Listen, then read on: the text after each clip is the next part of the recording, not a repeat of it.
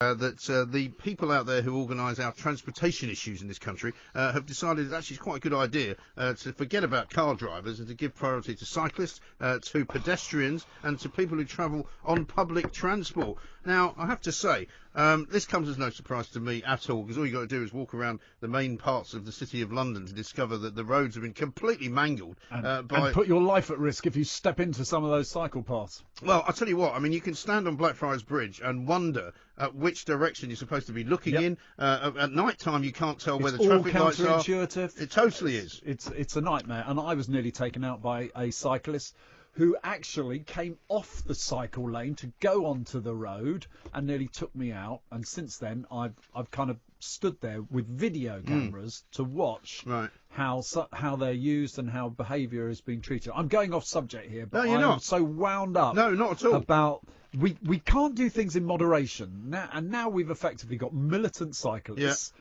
Who believe that they have the right to do whatever they want. And I accept there's militant motorists there as well. Yeah. I said, and it's all about aggression. It's all about bloody testosterone. And it's all about their rights as well. And this is coming from the National Institute for Health and Care Excellence. NICE, in other words. These are the people who should be trying to make sure the NHS works properly, instead of which they're making recommendations for how to design the road system. Let's talk to Nick Freeman, who's a lawyer. Nick, a very good morning to you. Welcome. Good morning.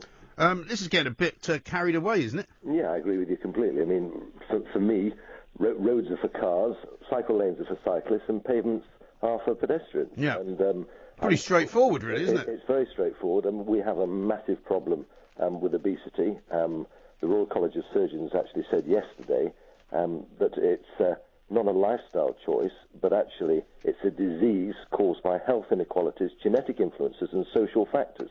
And it's the governments and not individuals who should take responsibility by regulation and by taxing the food manufacturers.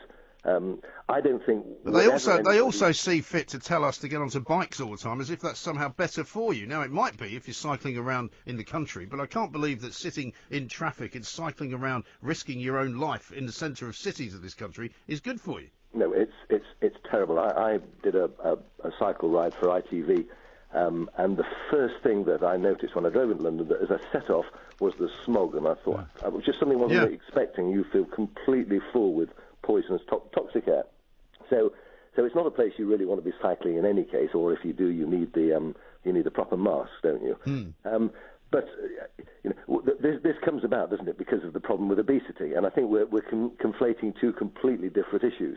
Well, it also comes about because we have a class of people in this country who want to tell everybody else what to do, and that's what upsets me the most, really. Yeah, well, they think they know the best, and they come up with some harebrained ideas, and in my view, this is one of them. I mean, talking about making the pavement sort of friendly for walking on. Well, pavements are fine. If you want to walk on the pavements, okay. The cycle lanes are a huge problem, and at the end of the day, we haven't got the money to make it right, haven't we? So whatever we do, we're going to tinker with the edges, and I'm not trying to be pessimistic, but we just don't have the money to make it right. To deal with obesity, in my view, the government needs to tackle the food manufacturers. They need to impose sugar taxes and all that sort of thing and hit them really hard. And then it's up to individuals, isn't it, to get off their backsides and decide, right, I'm going to put a tracksuit on, I'm going to walk for half an hour every day. There are always places to do that if you want to do it. But if you're going to sit in front of a screen or a television and just lead a sedentary existence, you're going to be a huge burden on the taxpayer, and you're shortening your longevity. You're true. But I think it's the mind. We have to assume responsibility for our own lives. Well, you do, but also the mindset, as I say, of people who want to tell us how to behave, when to behave, what to do, when to do it, why you should be doing it. I mean, the Telegraph version of this story this morning actually says that the NICE organisation is telling local authorities to bring in more congestion charges, more bans on cars, and more speed bumps everywhere to basically persuade motorists to get out of their cars. But you're never going to persuade motorists to get out of your cars. It's never going to happen, because motorists need their cars to get from A to B. And all you're doing with speed bumps is you're causing more pollution because they slow down, they accelerate, it's more fumes in the air.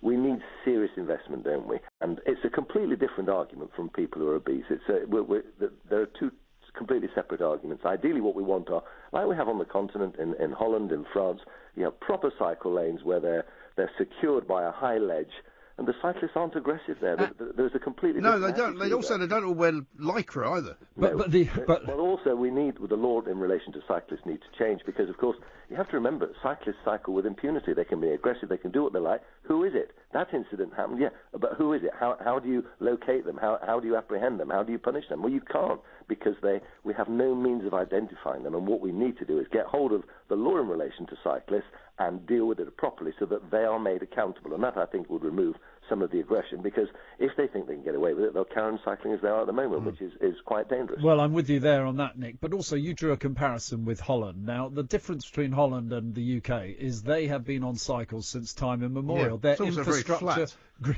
Their infrastructure grew up with it. And when you start putting cycle lanes into London, something's got to give. And the point is that we don't have a public transport system that actually can accommodate with everyone getting out of their cars. It's ludicrous to think they will. So people turn to their cars. But the idea that obesity is fueled because we're building roads for cars goes into the league of absolutely idiotic things. And we've already had a list of those this morning. We have, and I dare say there's going to be more to come. Nick, thank you very much indeed. Nick Freeman there. And it's very true as well.